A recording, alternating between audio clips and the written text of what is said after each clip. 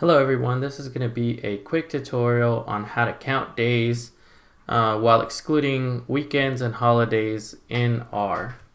Alright, let's go ahead and get started. We're going to be using two packages. We're going to be using the tidyverse package to do a little bit of wrangling of the data, and then bizdays, which is going to show the second way on how to count days. The first way will be just with just tidyverse and your basic R packages. Alright, so now that we have that, right here is where we're going to enter the holidays that we want to exclude. Alright, because you may have city, state, federal holidays, may differ by country. So you could create a vector here. I'm just to make this simple, I only included a couple holidays, which would be the U.S. Memorial Day, which is on actually this is on 5/29,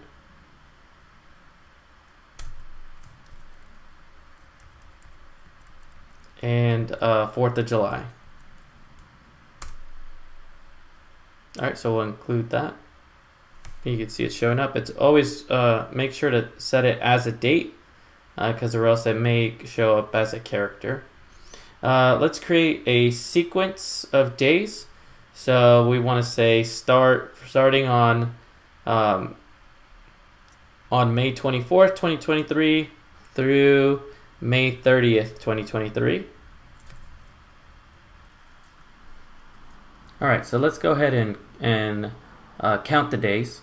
Alright, so we're going to take the date range, which is here, and we're going to say exclude the weekdays that are equal to Saturday or Sunday, and exclude, that's why we're using the exclamation mark before, date range, right, when this date range is in this holiday. Alright, so if we run this, we'll see we have the 24th, the 25th, the 26th, right, this was a Wednesday, Thursday, Friday.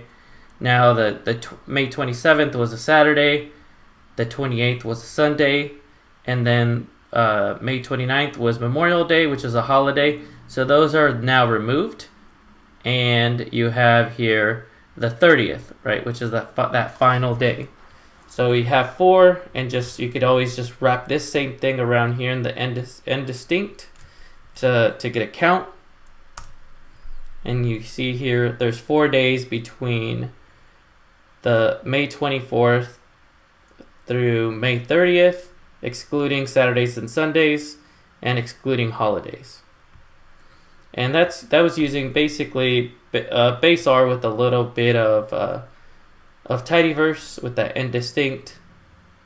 All right, but now we're going to use I would say a simpler way of counting days, which would be using this bizdays library. So what we're going to do here is we're going to set up a calendar, right? We're going to create a calendar. We're going to call it business calendar. And we're going to say the weekdays, Saturdays and Sundays, and holidays is going to equal to this holiday here. So let's go ahead and create it. All right, now let's go ahead and run that same date sequence. So we'll say from May 24th, 2023 through May 30th, 2023. And then for the calendar argument, we'll use this business calendar we just created. And you'll see here that we're going to get an error, right? For some reason, that calendar, the holidays has to be longer, right? The date range has to be longer than what you're trying to run here. So what I could do to make sure that this works is I'll add New Year's Day. So say 2023 and say 01/02, which is when New Year's was observed. Alright, now let's try running it again.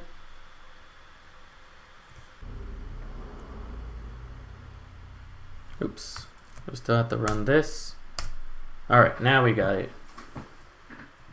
All right, so now it's showing 3 days, but that's because with this biz days, it doesn't count the first date.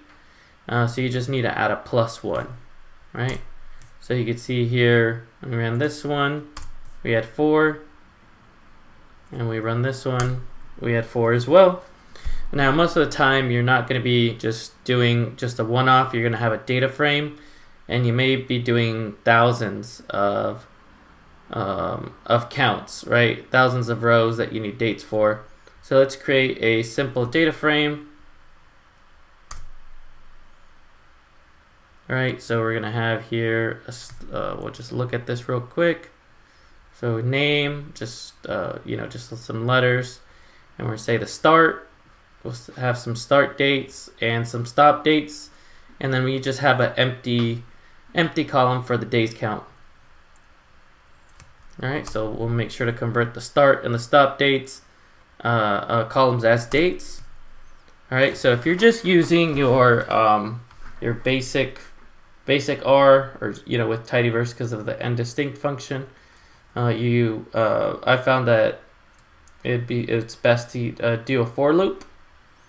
So you see in the for loop, just doing the date range. So same thing as we did up before, but we're going to be looping into that days count and counting up that day, again excluding Saturdays and Sundays and excluding that holiday. And then here we'll just put in that count that we need.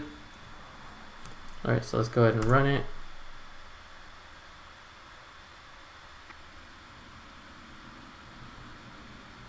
All right, you can see here we have 3, 8, 9, 11, 10. You see it did it pretty fast, but if you have thousands of rows, this does take quite a bit of time. All right, and what I'm going to do here is just get a, just remove that days count so we could do it using the biz days.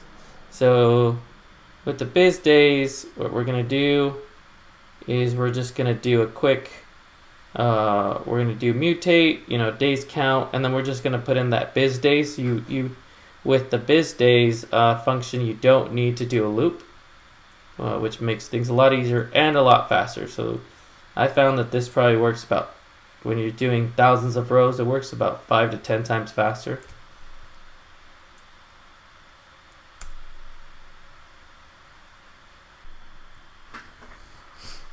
All right, so now let's go ahead and see if the both of these methods, if they match up.